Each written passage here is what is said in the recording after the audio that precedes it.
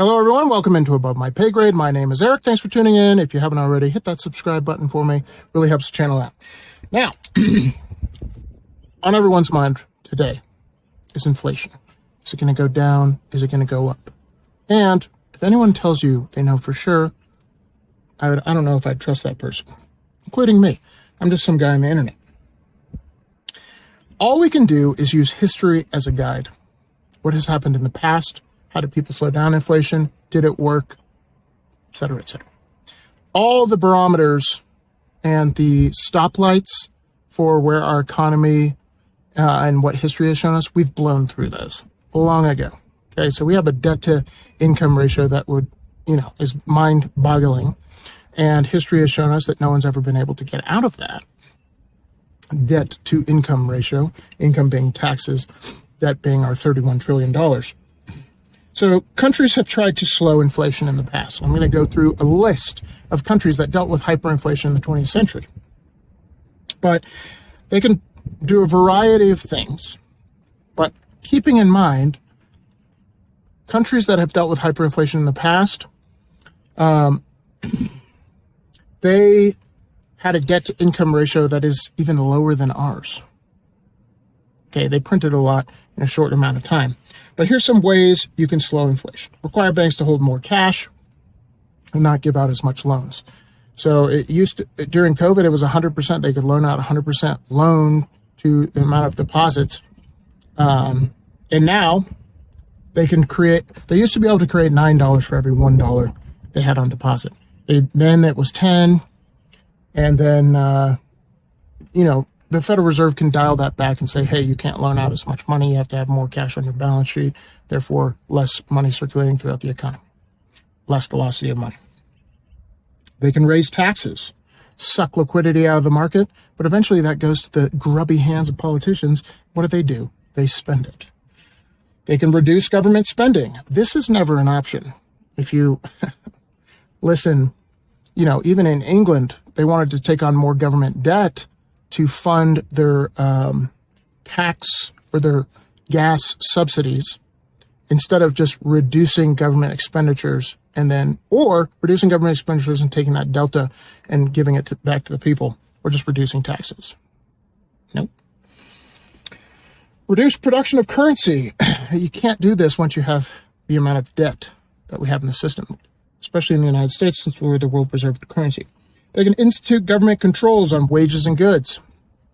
A lot of authoritarian countries, and this has been talked about in political circles and here in the United States, when they get desperate enough, they go, hey, we're going to put a price cap on this. Okay. So what does that do? Reduce supply. I've talked about that many times.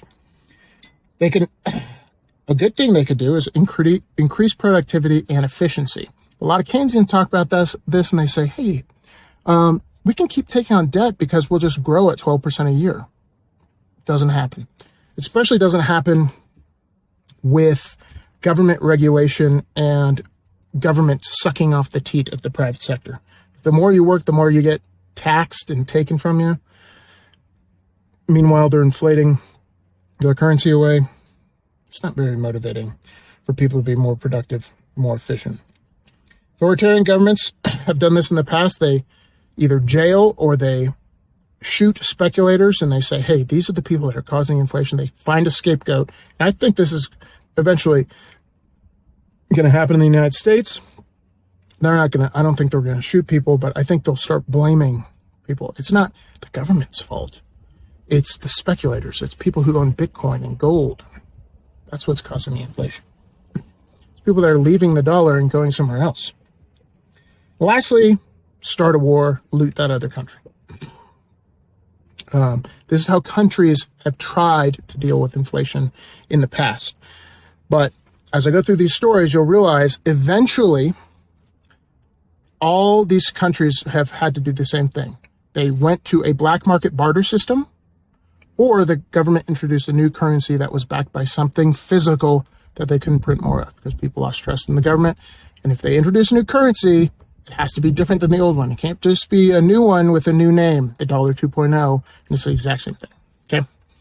So going from worst inflation of the 21st century to least, countries that dealt with hyperinflation. Hungary had a daily inflation of 207% per day in 1946.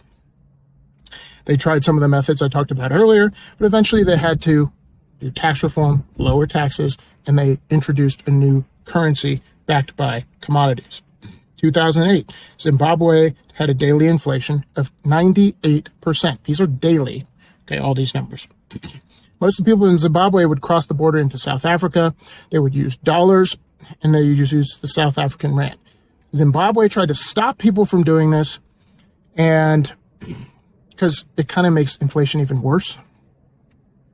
And eventually they gave up in 2009, and then they used that other currency. That has happened in a lot of countries, a lot of underdeveloped countries. If they have inflation, people run to the dollar. But what do people with dollars run to if the dollar starts hyperinflating? On that later. Yugoslavia in 1994 had a daily inflation rate of 65%. Black markets started. People were starting to barter instead of using the currency. And they eventually, just like every other country, had to use a new currency. They introduced a new dinar backed by gold. Germany, everyone knows about or has heard about Weimar Germany. I've talked about it on this channel before. But they had a daily inflation rate of 21%. A couple interesting anecdotes from that time. A loaf of bread in January 1923 cost 200 German marks. By November of that same year, 1923, it cost 200 trillion, with a T, German marks. That's how quickly it hyperinflated. Another story that, you used to have to bring barrels of money to buy a loaf of bread. And this guy had a suitcase full of money off to buy some goods.